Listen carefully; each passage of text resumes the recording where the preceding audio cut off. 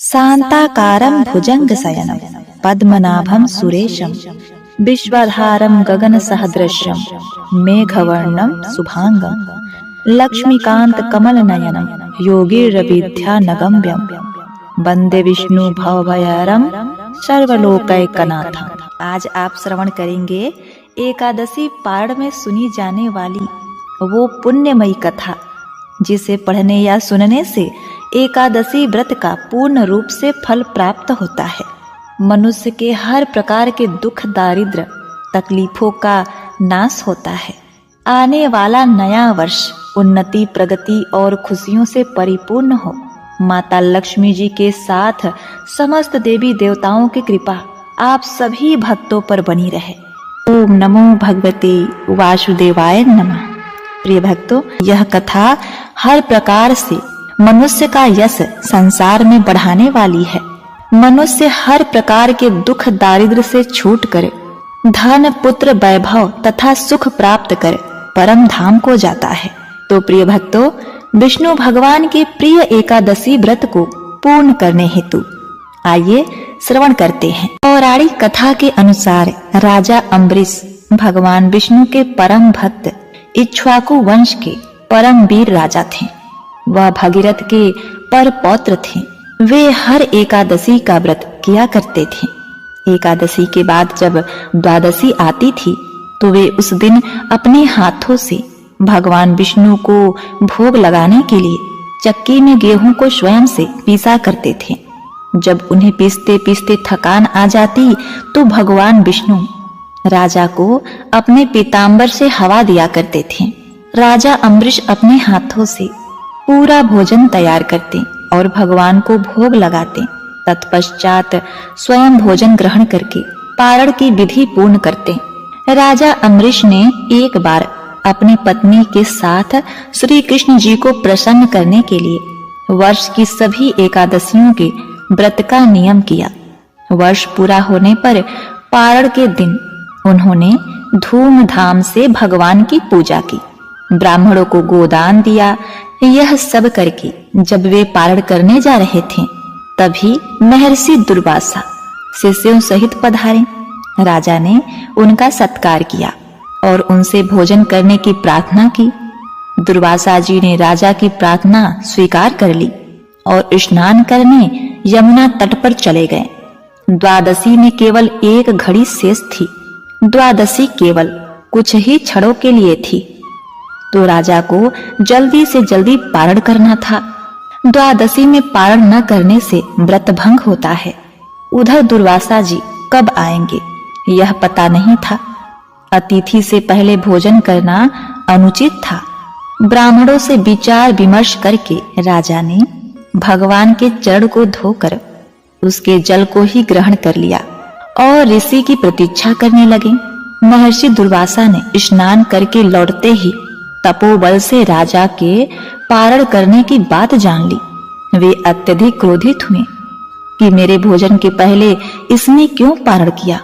मेरे भोजन करने के पूर्व ही तुमने जल का ग्रहण किया है, इसीलिए मैं तुम्हें दंड अवश्य दूंगा। उन्होंने मस्तक से एक जटा उखाड़ ली और उसे जोर से पृथ्वी पर पटक दिया, जिससे काल लगने के समान कृत्या नाम की भयानक राक्षसी निकली।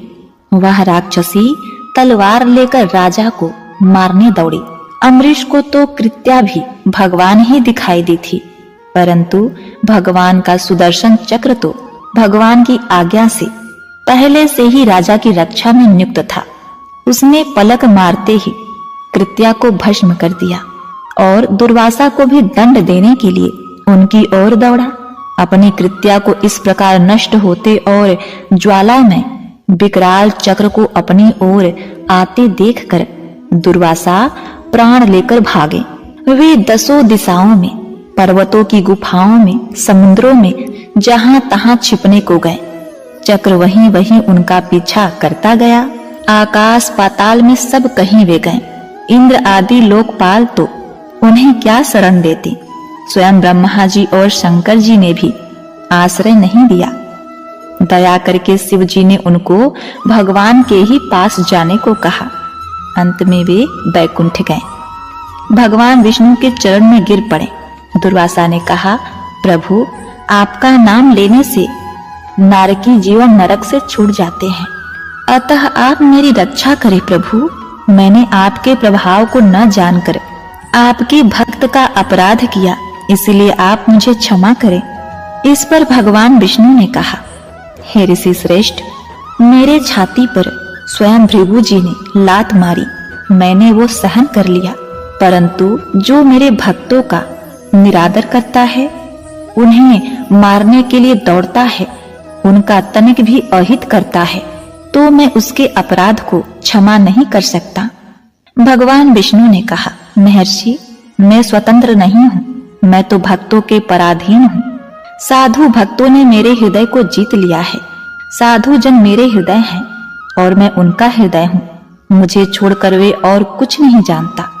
भक्तों को छोड़कर मैं अपने इस शरीर को भी नहीं चाहता और इस लक्ष्मी को, जिनकी एकमात्र गति मैं ही हूँ, उन्हें भी नहीं चाहता। जो भक्त स्त्री पुत्र घर परिवार धन प्राण यह लोक परलोक सबको त्याग कर मेरी शरण में आता है, भला मैं उसे कैसे छोड़ सकता हूँ। जैसे पतिव्रता स्त्री पति को अपनी सेवा से वश में कर लेती है, वैसे ही समदर्शी भक्त जन मुझ में चित्त लगाकर मुझे भी अपने वश में कर लेते हैं।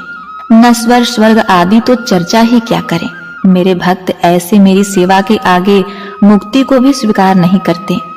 ऐसे भक्तों के मैं सर्वथा अधीन हूँ। एतएव ऋषिवर, आप उस महाभाग उस राजा के पास जाइए, वही आपको क्षमा करेगा और शांति देगा। प्रिय भक्तों, इधर राजा अम्बरीश बहुत ही चिंतित थे। उन्हें लगता था कि मेरे ही कारण दुर्वासा जी को मृत्यु भय से ग्रस्त होकर भूखे ही भागना पड़ा।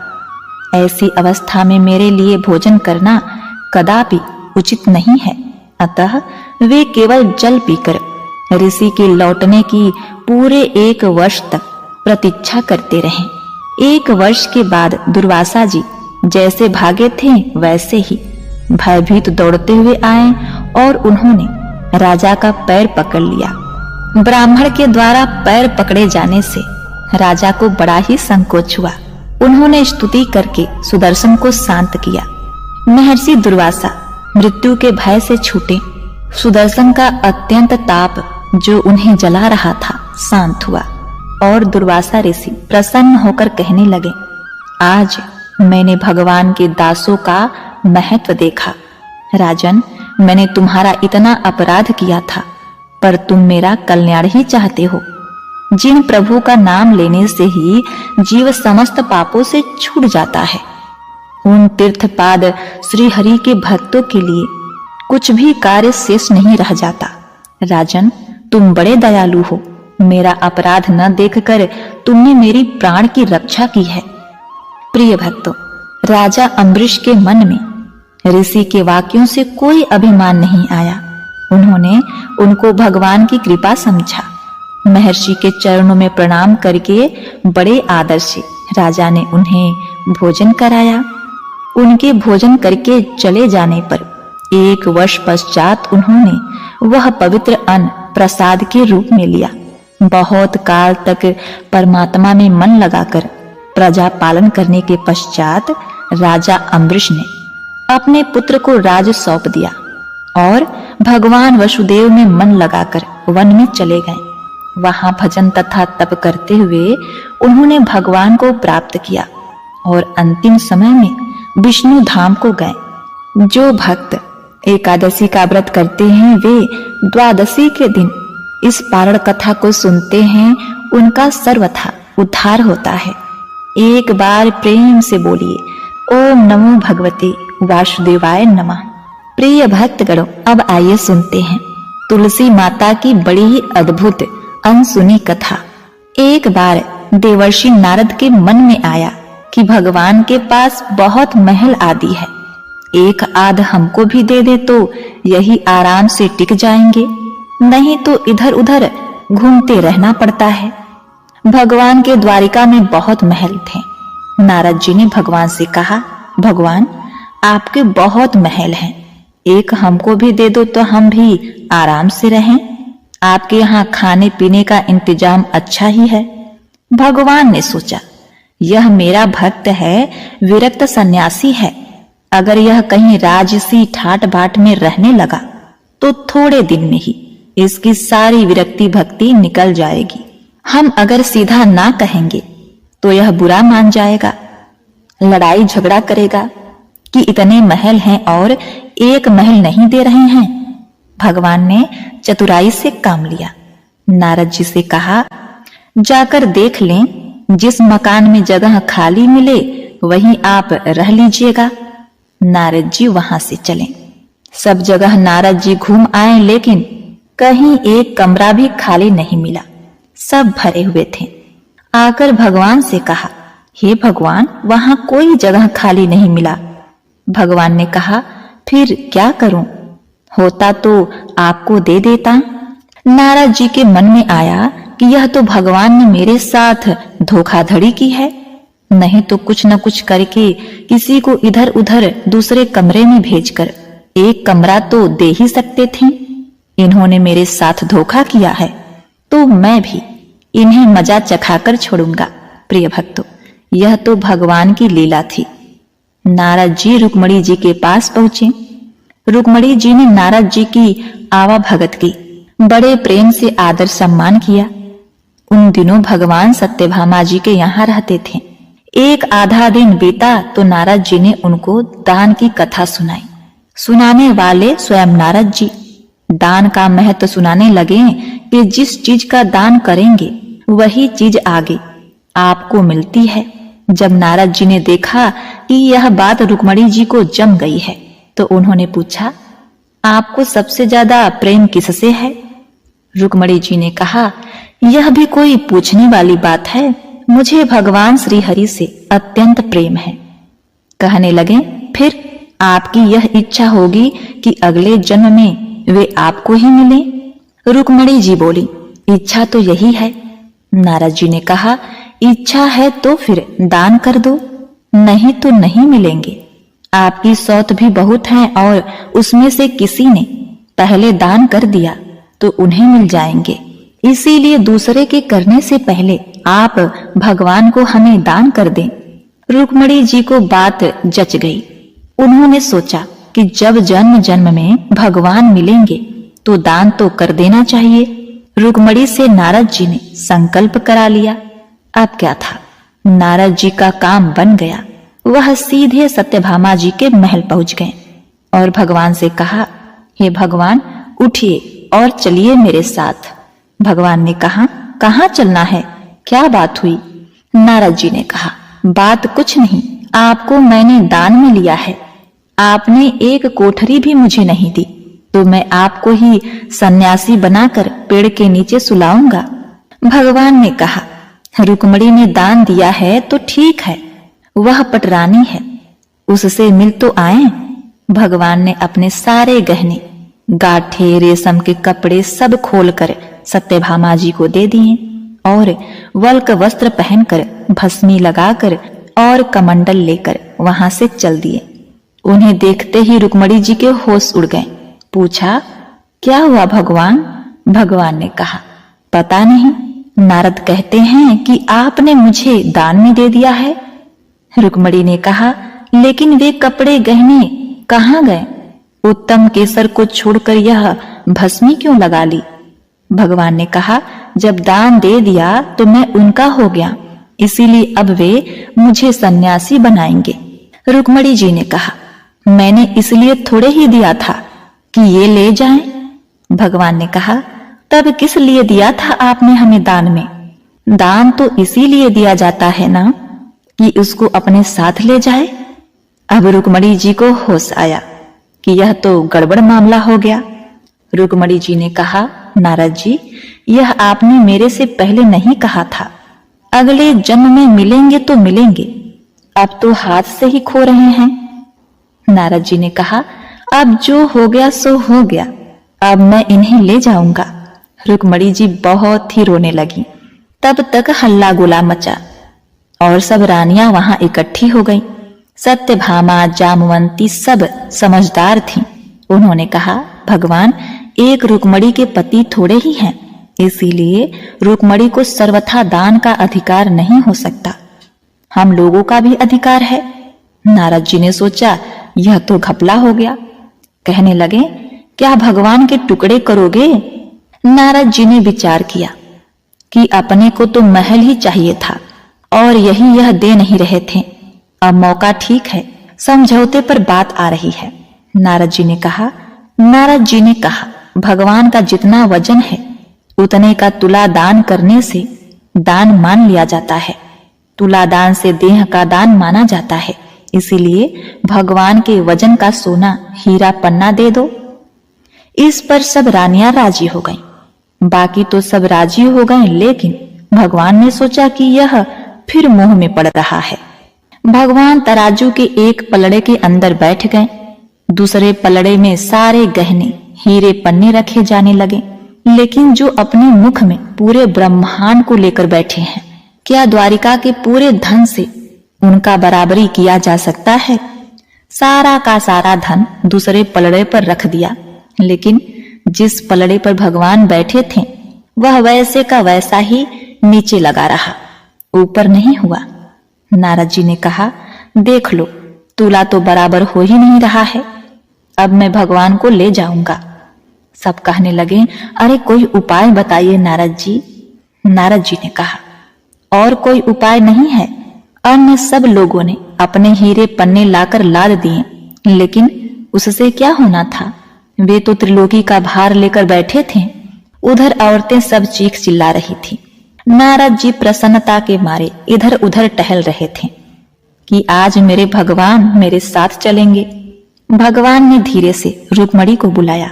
रुक्मणी ने कहा, भगवान, कुछ उपाय निकालिए।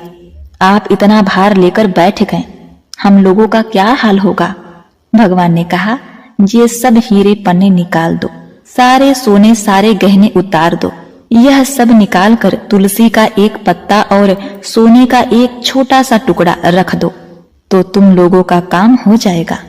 रुक्मणी जी के कहने पर सारा सामान हटाया गया। सारा सामान हटा दिया गया और एक छोटे से सोने के पत्ते पर तुलसी का पत्ता रखा गया, तो भगवान के वजन के बराबर हो गया।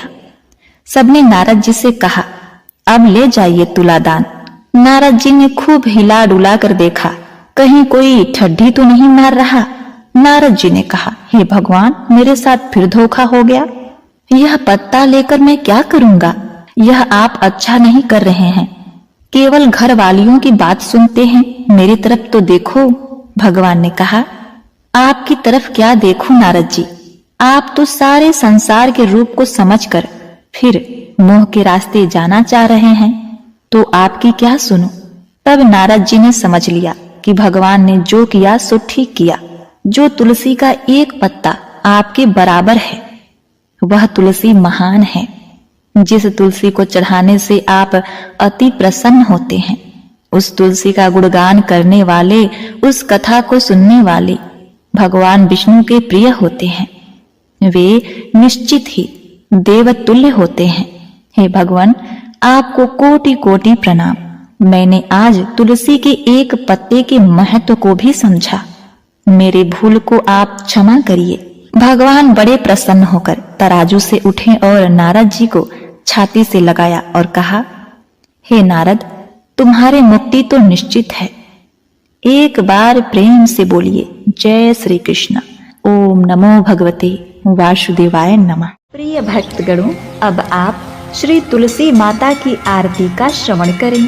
तुलसी महारानी नमो नमो, हरि की पटरानी नमो नमो। तुलसी महारानी नमो नमो, हरि की पटरानी नमो नमो। धन तुलसी पूरन तप कीनो, धन तुलसी पूरन तप कीनो। शालिग्राम बनी पटरानी नमो नमो। तुलसी महारानी नमो नमो। हरि की पटरानी नमो नमो। जाके पत्र मंजरी कोमल, श्रीपति कमल चरण लपटानी नमो नमो। तुलसी महारानी नमो नमो, हरि की पटरानी नमो नमो। धूप दीप नैवेद्य आरती, पुष्पन की वर्षा बरसानी नमो नमो। तुलसी महारानी नमो नमो, हरि की पटरानी नमो नमो।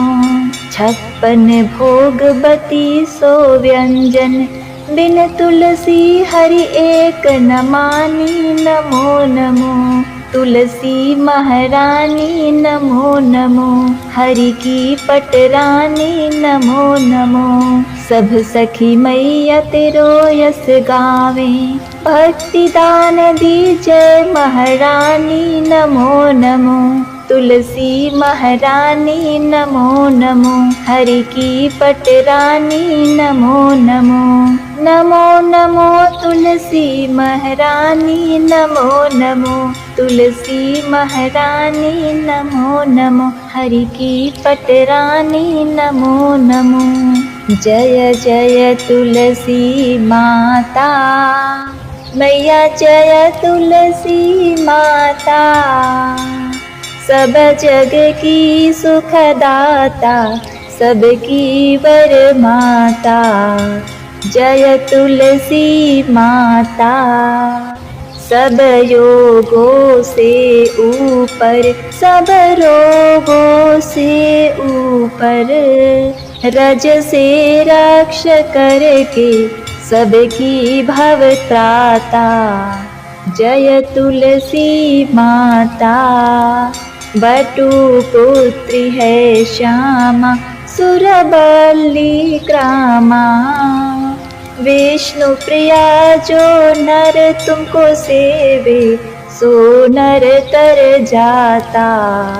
जय तुलसी माता। हरि के शीश विराजत, त्रिभुवन से हो वंदित। पतित जनों की तारिणी, तुम हो विख्याता। जय तुलसी माता। लेकर जन्म विजन में, आई दिव्य भवन में। मानव लोक तुम्हीं से सुख संपत्ति पाता। जय तुलसी माता। हरि को तुम अति प्यारी, श्याम वर्ण सुकुमारी। प्रेम अजब है उनका, तुमसे कैसा नाता। जय तुलसी माता। हमारी विपत्ति हरो तुम, कृपा करो माता। जय तुलसी माता। जय जय तुलसी माता। मैया जय तुलसी माता। सब जग की सुखदाता, सबकी वर माता। मैया जय तुलसी माता। प्रेम से बोलिए तुलसी मैया की जय। ओम नमो भगवते वासुदेवाय नमः।